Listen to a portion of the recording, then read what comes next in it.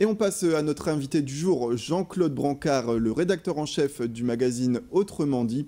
Il est avec nous aujourd'hui pour parler des élections départementales et plus particulièrement du contexte de la métropole lilloise concernant ces élections départementales avec un FN omniprésent.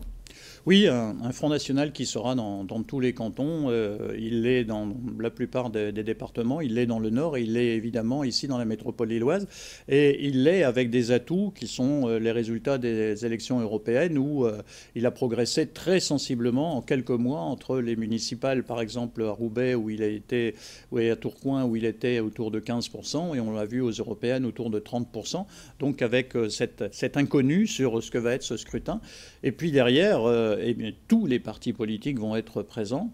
La droite est bien organisée, unie dans beaucoup de cantons, mais elle a quand même 2 ou 3 lieux où, par exemple, à Roubaix, Max-André Pig va être opposé à 2 listes d'hiver droite. Et puis, on a les Verts qui viennent se tester sur un certain nombre de cantons. Ici, à Villeneuve-d'Ascq, où ils étaient exclus du second tour des municipales et donc ils veulent d'une certaine manière se recompter. Ils seront présents à Roubaix, ils seront présents à Tourcoing.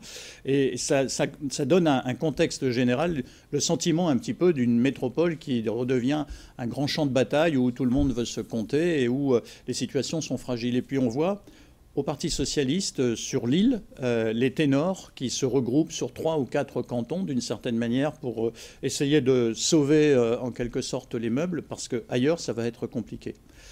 Un homme est paradoxalement menacé. On peut parler de Didier Magnier. Oui, Didier Magnier, le président sortant du Conseil général, qui a pris la présidence au pied levé en septembre dernier.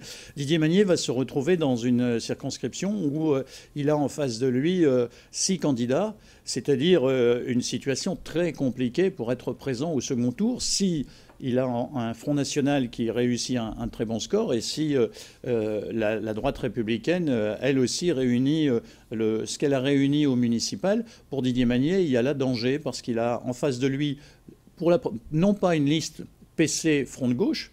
Le PC s'est retiré, mais le Front de gauche est présent. Donc pour les électeurs, c'est un peu la même chose. Il y aura les Verts et donc une situation très fragile. Le président du Conseil général, d'une certaine manière, concrétise un petit peu la situation du Parti socialiste dans le département, celui d'une citadelle qui est assiégée de toutes parts et où, pour défendre ses positions, il va devoir reprendre son bâton de pèlerin et aller sur le terrain.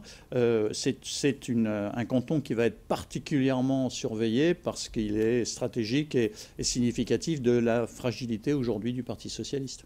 Bah écoutez, merci beaucoup Jean-Claude Brancard, donc rédacteur en chef du magazine Autrement dit, pour ces précisions concernant donc la situation des élections départementales pour la métropole lilloise. Merci.